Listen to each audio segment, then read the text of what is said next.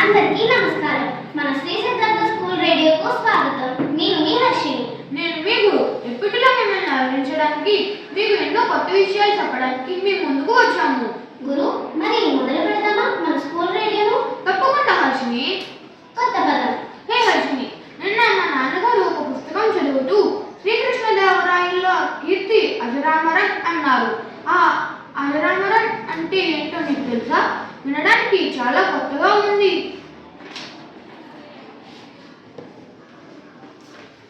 మంచి పదం అడిగావు గురు. నిజానికి అది రెండు పదాల కలయిక. సంస్కృతంలో అజర అంటే ముసలితనం లేనిదని, అమర అంటే మరణం లేనిదని అర్థం. అంటే ఎప్పటికీ ముసలితనం రాకుండా చనిపోకుండా ఉండేవారిని అలా అంటారా? అక్షరాల నిజం.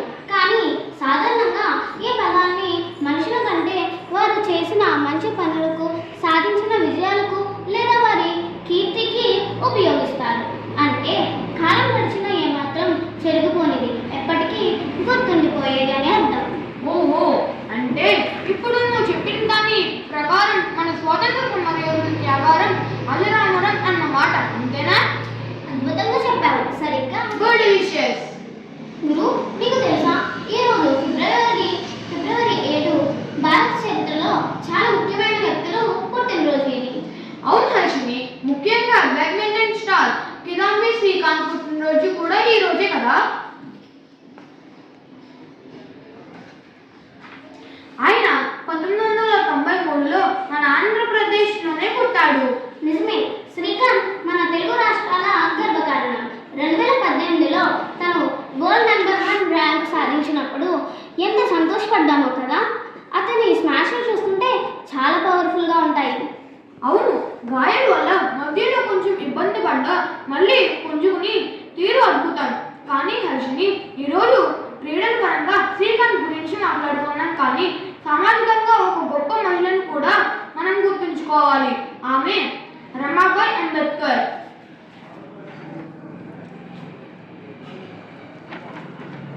కరెక్ట్గా చెప్పావు. డాక్టర్ బిఆర్ అంబేద్కర్ గారి వెనుక ఆమె త్యాగం వెలకట్టలేనిది.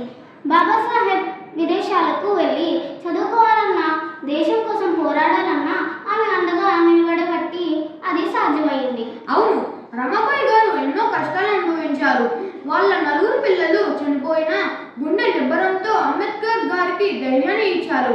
అందుకే ఆమెను రమాయి అని ఎంతో గౌరవంగా పిలుచుకుంటారు. నిజంగా గురు, ఒకరు ఆటకు బ్రాండ్ అంబాసిడర్ అయితే మరొకరు సహనానికి మరియు త్యాగానికి మారిపోయారు. ఈ ఇద్దరు గొప్ప వ్యక్తులు ఒకే రోజు పుట్టడం విశేషమే కదా. అవును హర్షిని, ఈరోజు మన సిద్ధార్థ స్కూల్ నుండి మన ఉమా మేడం తమ పుట్టినరోజును జరుపుకుంటున్నారు. ఆమెకు పుట్టినరోజు శుభాకాంక్షలు చెబుదామా? తప్పకుండా. మీరు ఇలానే మరెన్నో పుట్టినరోజులు జరుపుకోవాలని మేము కోరుకుంటున్నాం. మీరు మీ జీవితంలో ఉన్నత స్థాయిలో ఉండాలని కోరుకుంటున్నాను. Happy birthday Uma ma'am, happy birthday Uma ma'am, happy birthday, happy birthday, happy birthday to you. ఇప్పుడు మీకోసం ఒక మంచి పాట వినండి, ఆనందించండి. జన్మదినమిదం ఐ ప్రియ సఖే, జన్మదినమిదం ఐ ప్రియ సఖే, శంతనోతు తే సర్వదాముదం, శంతనోతు తే సర్వదాముదం. ఈరోజు భారతీయ విద్యా వ్యవస్థలో మరియు విజ్ఞాన శాస్త్రంలో చాలా ముఖ్యమైన రోజు. ముఖ్యంగా 1893లో ఫిబ్రవరి 7న ఒక గొప్ప వ్యక్తి జన్మించారు. ఆయన ఎవరో తెలుసా మీకు? ఇంకెవరు? ప్రఖ్యాత గణిత శాస్త్రవేత్త మరియు గణాంక నిపుణుడు ప్రశాంత్ చంద్ర మహాలనోబిస్.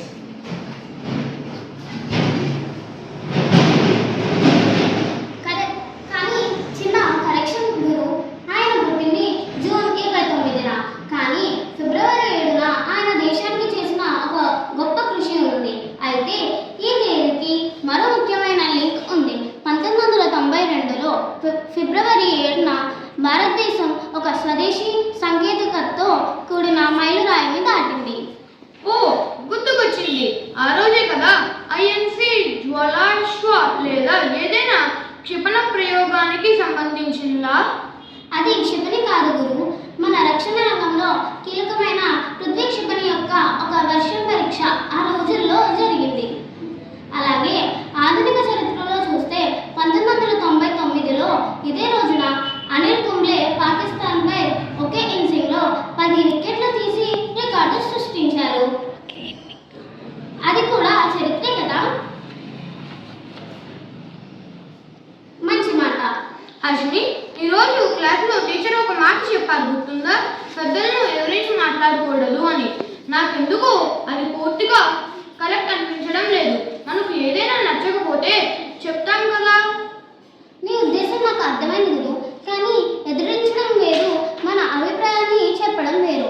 పెద్దలు ఏదైనా చెబుతున్నారంటే దాని వెనుక వాళ్ళ అనుభవం ఉంటుంది.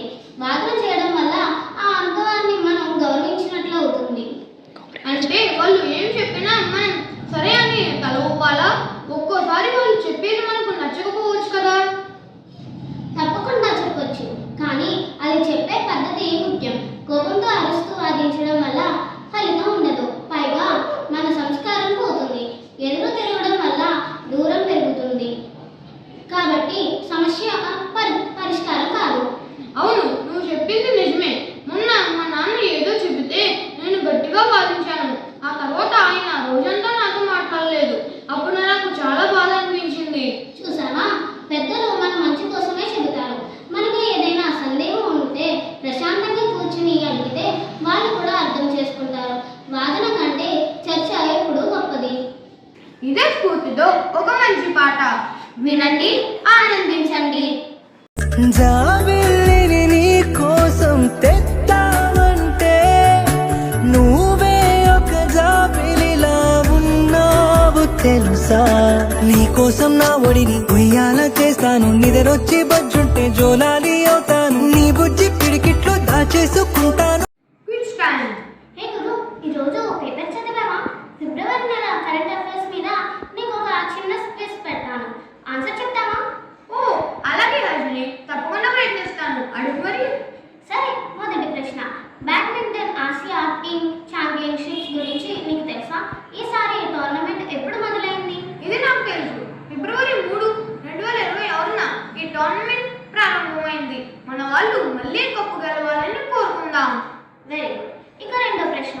మన దేశ సరిహద్దుల్లో నిఘా పెంచడానికి భారత సైన్యం అమెరికాకు చెందిన షీల్డ్ AI సంస్థ నుంచి ఒక ప్రత్యేకమైన డ్రోన్లను కొంటుంది. ఆ డ్రోన్ల పేరేంటో చెప్పగలవా? గుర్తుంది.